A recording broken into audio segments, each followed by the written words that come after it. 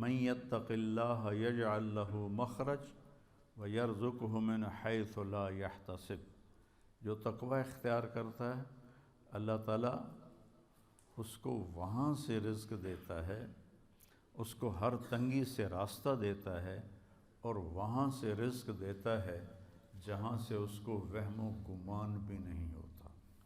حضرت مقداد رضی اللہ تعالیٰ عنہ پیشاب کرنے گئے تو سامنے ایک سوراخ تھا، جہاں وہ بیٹھے پیشاب کر رہے تھے سوراخ تھا، تو ایک چوہا اندر سے نکلا اور 1 دینار آپ کے سامنے پھینک کے اندر چلا گیا، پھر گیا، پھر ایک دوسرا دینار لے کے آیا، پھر 3، پھر 4، پھر 5، پھر 6، پھر 7، پھر 8، 19 دینار اس نے اپنے سوراخ سے نکال کے حضرت مقداد کے سامنے پھینک کے اندر چلا گیا۔ وہ بڑے بھی حیران پریشان، انہوں نے وہ اٹھائے، فارغ ہو کر آ کر اللہ کے نبی کو پیش کیے کہ یا رسول اللہ میرے ساتھ تو یہ قصہ ہوا ہے، آج چوہے نے مجھے مالدار بنا دیا۔ تو آپ نے فرمایا یہ رزق ہے جو اللہ نے تجھے عطا کیا ہے۔ پھر یہ آیت پڑھی من یتق اللہ یجعل لہ مخرج ویرزقہ من حیث لا یحتسب۔ اب یہ راستہ صرف مسلمان کے پاس ہے کہ اگر وہ تقوی اختیار کرتا ہے تو اسے اللہ وہاں سے دے گا جس کا اس کو وہم و گمان بھی نہیں ہوگا۔ من یتق اللہ یجعل لہ من امرہ یسرا، جو تقوی اختیار کرے گا اللہ اس کے لیے آسانیاں پیدا کر دے گا۔ من یتق اللہ یکفر عنہ سیئاتہ ویعظم لہ اجرا، جو تقوی اختیار کرے گا اللہ اس کے گناہوں کو معاف کر دے گا، صاف کر دے گا۔ یکفر کا مطلب ہوتا ہے نشان مٹا دینا، عفا کا مطلب ہوتا ہے چھپا دینا، اور تکفیر کا مطلب ہوتا ہے نشان مٹا دینا۔ اللہ ان کے گناہوں کے نشان مٹا دے گا اور ان کا اجر بہت زیادہ کر دے گا۔ ان تصبروا وتتقوا لا یضرکم کیدہم شیئا ان اللہ بما یعملون محیط۔ تم صبر اور تقوی اختیار کرو تو دشمن کی کوئی چال تمہارے اوپر کارگر نہیں ہوگی، اللہ ان کا گھیرا ڈالے ہوئے ہے، ان کے گرد گھیرا ڈالے ہوئے ہے۔ تقوی کی مثال کیا ہے؟ آپ کے پاس پیسے ہوں اللہ کے فضل سے تو آپ ہر چیز خرید سکتے ہیں، گھر خرید سکتے ہیں، گاڑی خرید سکتے ہیں، جائیداد بنا سکتے ہیں، سیر و تفریح کر سکتے ہیں۔ تو تقوی ایک ایسا سرمایہ ہے جس سے آپ دین کے ہر عمل پہ چل سکتے ہیں۔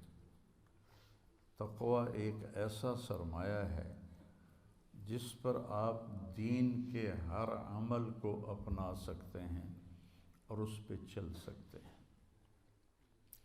حضرت عمر نے کعب احبار سے پوچھا تقوی کیا ہے؟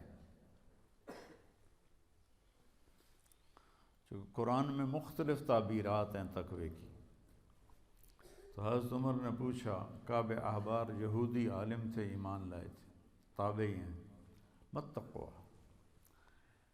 فرمانے لگے کبھی کانٹوں بھرے راستے پہ چلے ہو؟ سبحان اللہ۔ کہنے لگے ہاں، اور اب میں تو کانٹے ہی کانٹے تھے، کوئی سبزہ تو تھا ہی نہیں۔ تو کہنے لگے پھر کیا کرتے ہو؟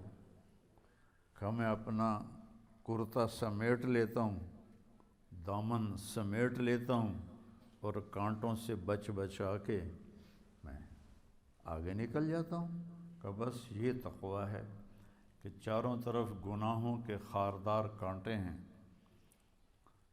اس سے اپنے دامن کو بچا کر پار نکل جاؤ۔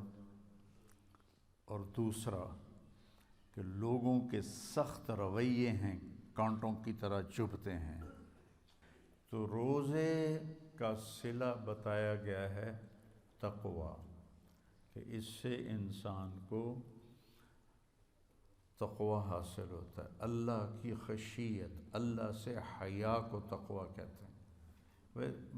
ایک گناہ نہ کرنا کہ دوزخ میں جاؤں گا، یہ بھی ایمان کا حصہ ہے۔